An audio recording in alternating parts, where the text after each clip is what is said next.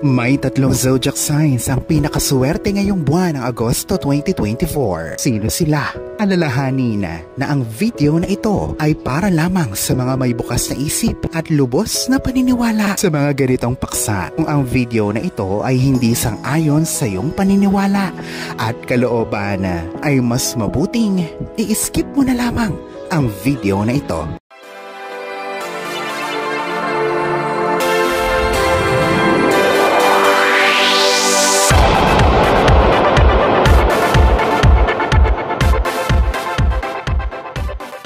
May dalawang astrological path na dapat ay alam mo ngayong buwan. Ito ay importante. Ang una ay ang Mercury retrograde na siyang mangyayari mula Virgo hanggang Leo. Ito ay simula August 5 hanggang 28. Pangalawa ay ang astrological transition mula Leo hanggang Virgo sa August 22. Sa pag-alam nito, inililinya mo ang sarili sa mga mas advantageous aspects ng retrograde na ito. Siyang mas magpapaunawa sa iyo ng iyong mga totoong motibasyon at paghilumin ang mga pangit na nakaraan. Aries, ngayong Agosto, ikaw ay suwerte ngayon sa iyong mga sisimulang bagay at pakikipagsapalaran. Huwag palagpasin ang anumang mga oportunidad at sundin ang iyong mga pangarap. Ang suwerte at tagumpay ay nakaantabay na sa iyo. Mas mamahalin mo pa ang sarili mo at mas makikita mo ang halaga mo sa mundong ito. Ikaw ay mapupuno ng lakas at pag-ibig sa iyong sarili at sa lahat ng nakapaligid sa iyo. Huwag pagdudahan ang iyong sarili at ang iyong mga desisyon sa buhay. Ito ang mga magdadala sa iyo sa tagumpay na dapat mong paroonan.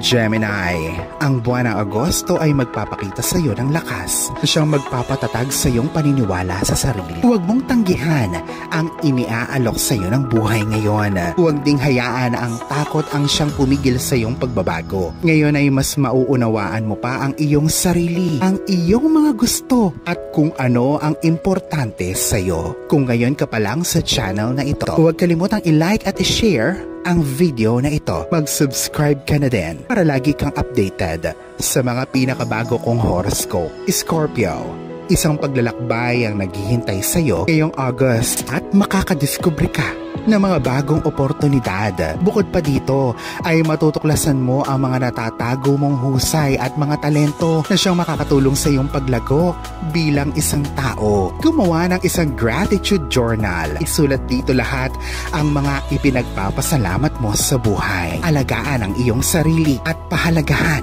ang pagpapahinga, tamang tulog at diet. Alalahanin na sa poong may kapal pa din, nagmumula ang lahat ng pagpapala, ang kasipagan at ang kabutihan sa ating kapwa kasabay ng buo mong pananalig sa may kapal. Ang siya pa rin na dapat ay manaig. Ang mga ito ay mga gabay lamang. This is Fiddle Rosario. Thank you for watching.